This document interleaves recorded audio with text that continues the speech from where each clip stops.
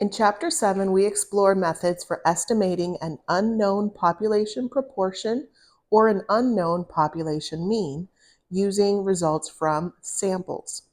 We'll also look at how to determine what sample size is needed in advance of a study in order to achieve desired accuracy.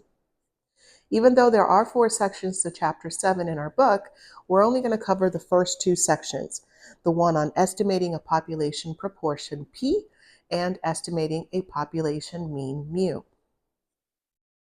The key concept for estimating unknown values of parameters is that we will start with a single number as our estimate, and we'll refer to this as our point estimate. When we're estimating an unknown population proportion P, the best point estimate will be the sample proportion, which we'll label as P hat. That hat symbol is going to help us distinguish between a result that's coming from a sample versus a result that is coming from the entire population of interest, and that's precisely what is unknown and what we're trying to estimate. We'll also look at expanding out of our initial point estimate to create a comfort zone or an interval around that initial estimate, referred to as a confidence interval. Finally, we'll look at techniques for choosing what sample size would be needed in order for us to achieve desired accuracy when we're designing a study. Let's talk a little bit more about a point estimate. A point estimate is a single value used to determine what is our starting estimate for an unknown population parameter such as P. In this case, P hat, our sample proportion, is the best point estimate for P. We use that symbol P hat to distinguish, again, between a result that is coming from a subset of the population from a sample versus that unknown population proportion, which we'll label simply as P without any additional label. An unbiased estimator is a statistic or a sample result that targets the value of the corresponding population parameter in the sense that the sampling distribution of the statistic has a mean that is equal to the corresponding population parameter. I know that was a mouthful, but that's all to say that P hat is an unbiased estimator for P. Let's look at a simple example. Our chapter problem in our book included a reference to a Sallie Mae survey of 950 undergraduate college students, and 53 of them said that they take online courses.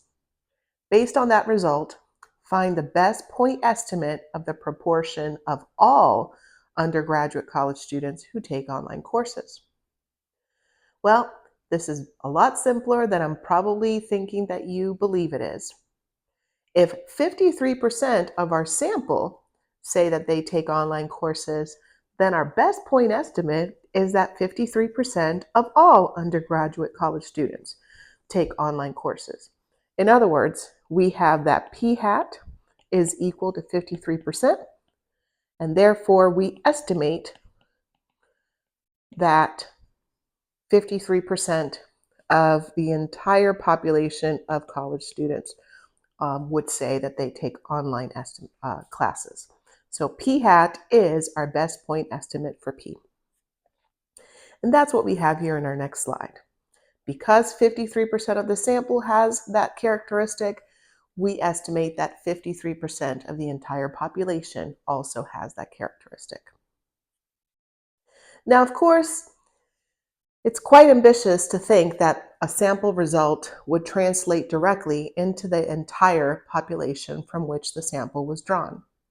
The likelihood is that the point estimate is a good starting point, but that the true unknown population proportion is somewhere around P hat, not necessarily exactly P hat. So we're going to use P hat as our starting estimate, but we're going to extend out to the left and to the right to create a comfort zone known as a confidence interval. If you think of a number line, just a traditional real number line, think of that 53% as being on the number line, and you're there as the starting estimate. That's supposed to be a little stick figure.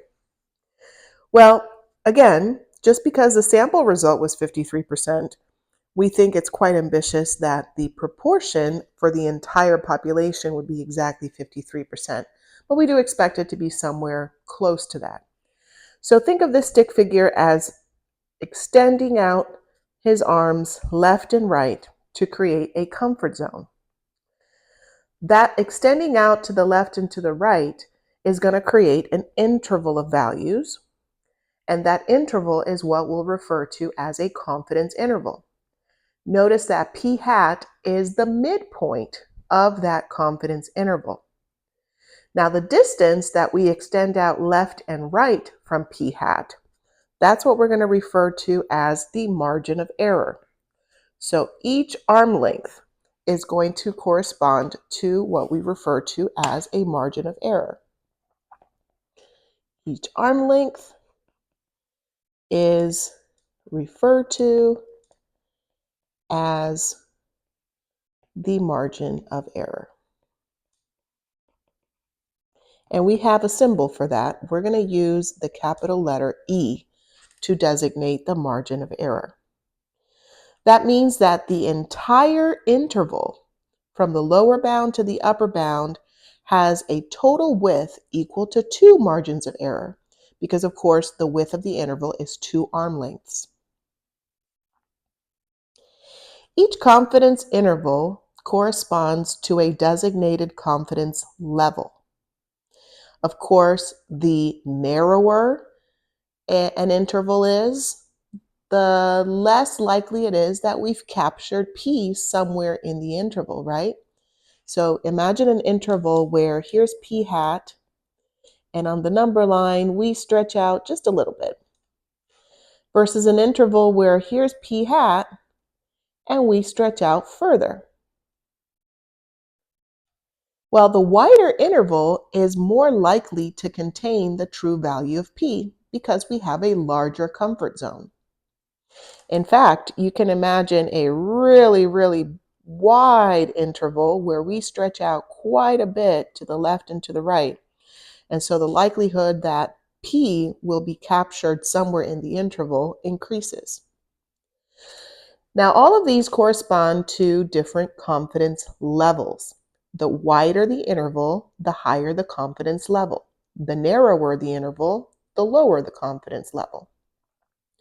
The traditional confidence levels, or I should say the more common confidence levels, are 90%, 95%, and 99%. But in reality, you can construct a confidence interval with any confidence level. It doesn't have to be one of those three. Here are again those most common confidence levels. For 90% confidence, we have that 1 minus 90% is 10%, and that is what we refer to as the alpha level or the significance level.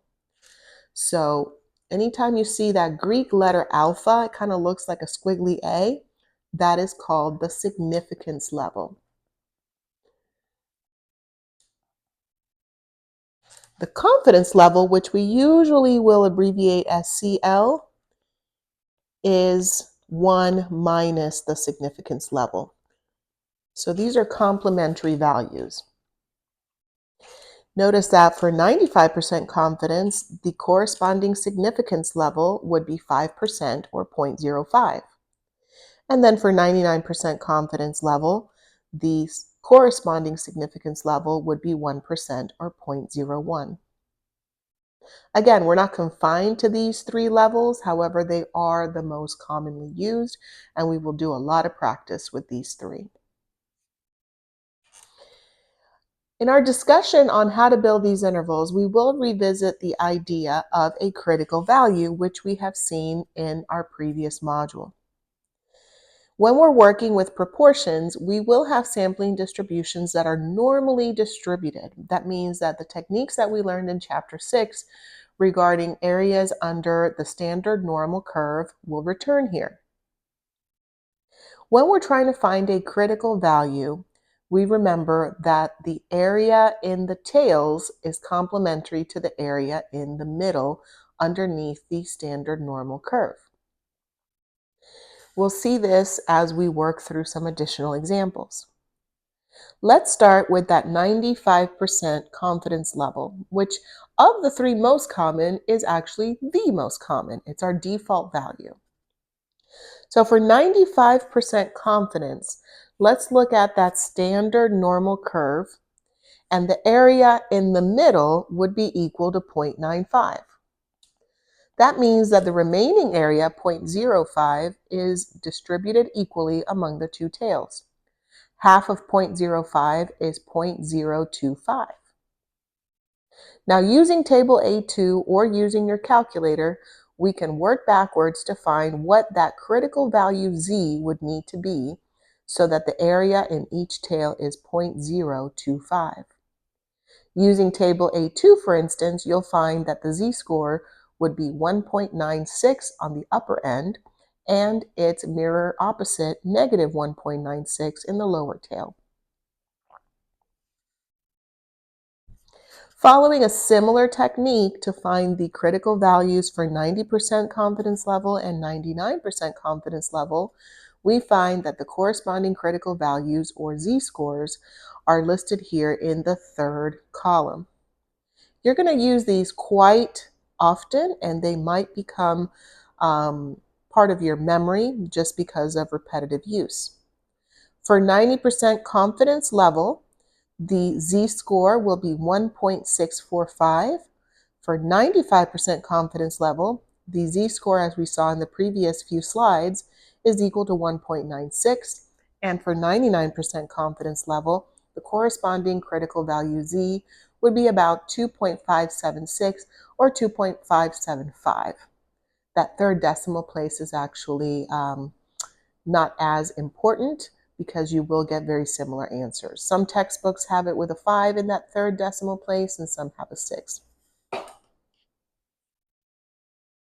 Now let's talk about how to build that margin of error, that arm length spanning from that initial point estimate.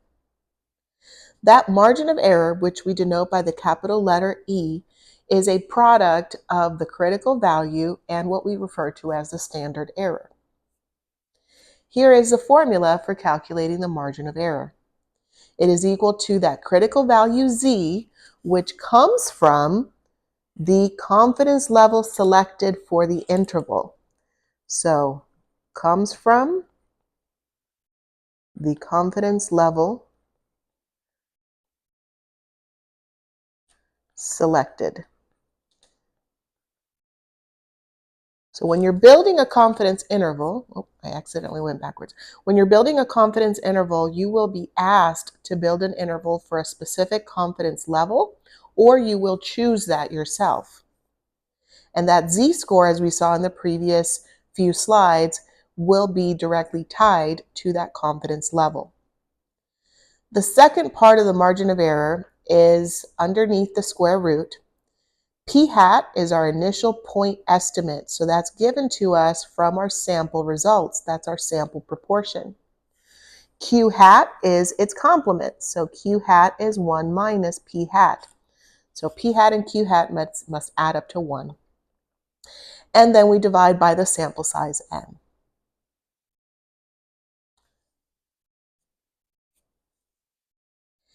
We're going to practice how to build these intervals, but let's talk a little bit first about interpreting what a confidence interval actually tells us. We must be very careful to interpret confidence intervals correctly. There's a correct interpretation and many different and creative incorrect interpretations of a confidence interval. For example, if our confidence interval has a lower bound of 0.405 and an upper bound of 0.455, the correct interpretation and the language that I want you to practice with is that we are 95% confident that the interval from 0.405 to 0.455 actually does contain the true value of the population proportion P. Notice that nowhere in this interpretation do we see the word probability. Confidence intervals do not calculate probabilities. The word confident is chosen very intentionally because it communicates that the interval could contain P. It also could have missed P altogether. We'll look at this interpretation in visual form in a future slide. Now, where does the 95% come from?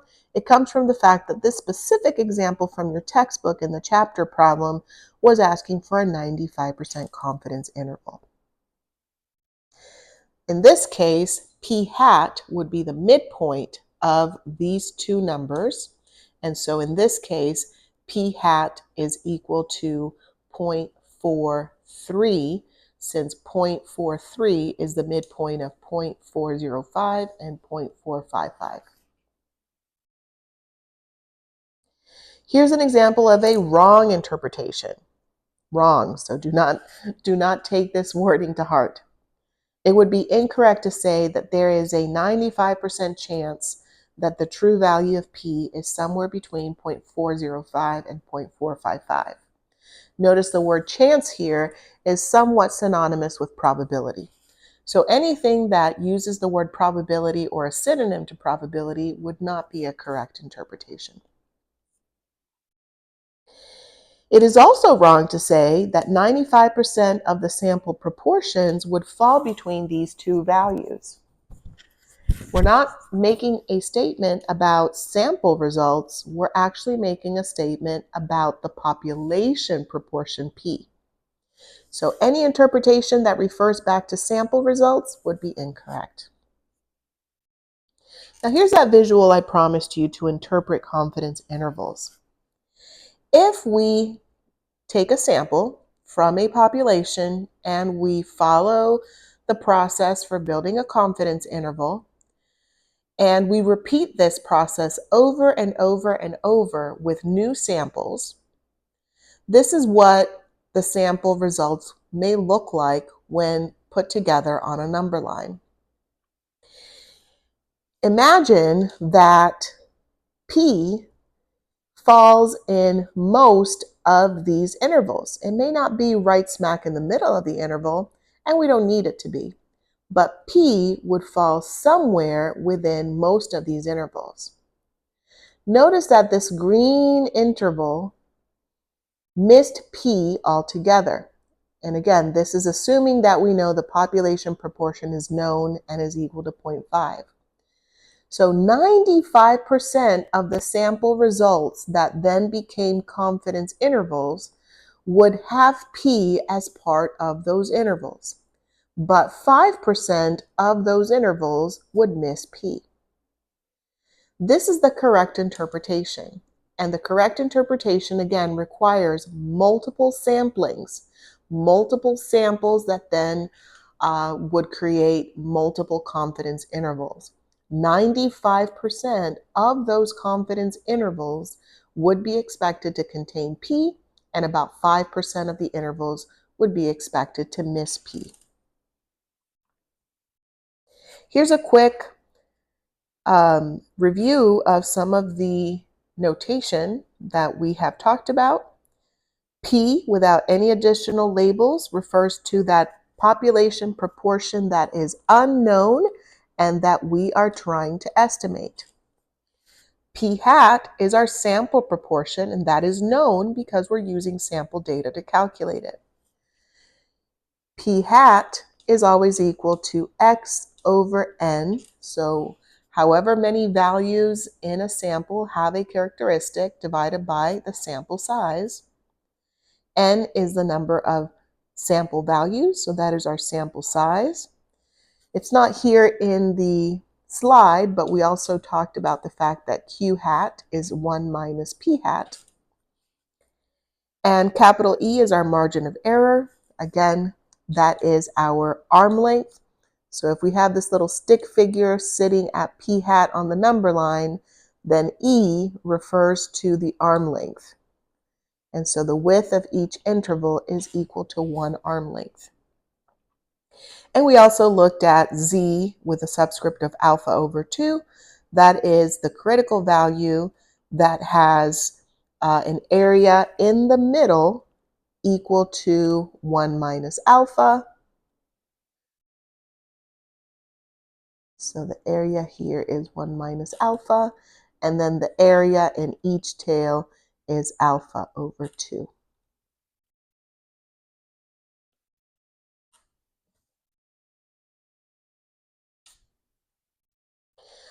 Now let's look at the anatomy of a confidence interval in more of a mechanical way.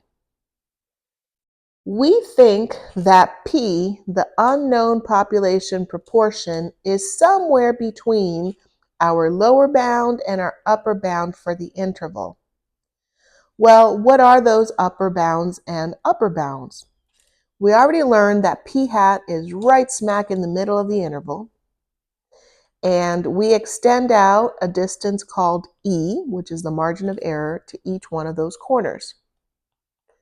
That means that on the left-hand side, we have P hat minus E, that's our lower bound.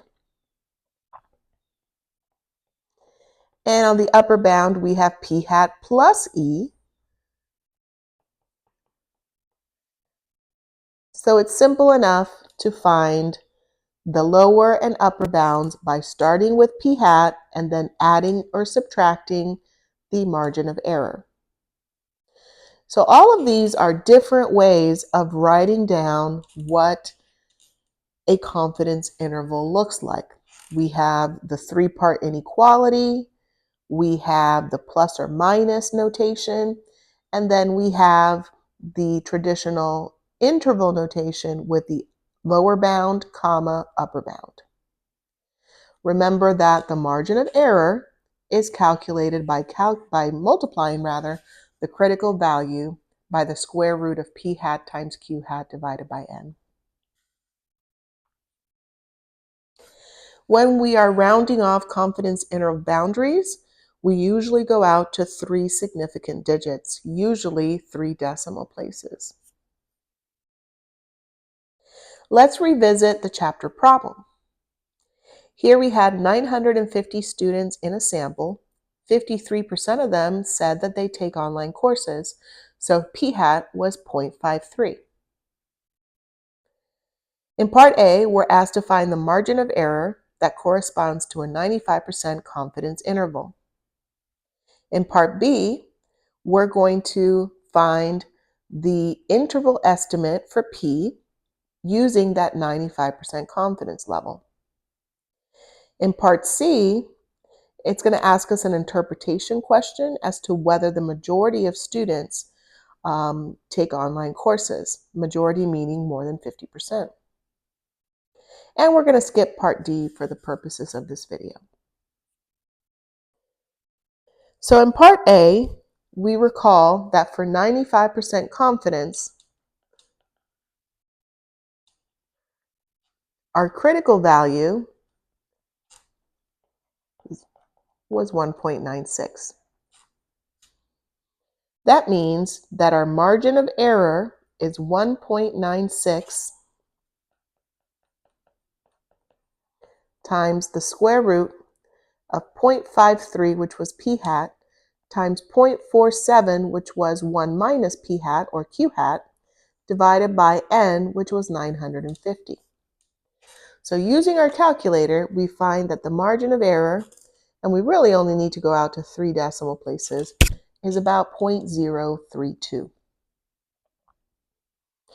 Now, using P hat as our initial point estimate, we see that P hat minus E is about 0.498, and P hat plus E is about 0.562. That means that our 95% confidence interval would look something like this. Our interpretation is that we are 95% confident that the true proportion of college students who take online courses is somewhere between 49.8% and 56.2%.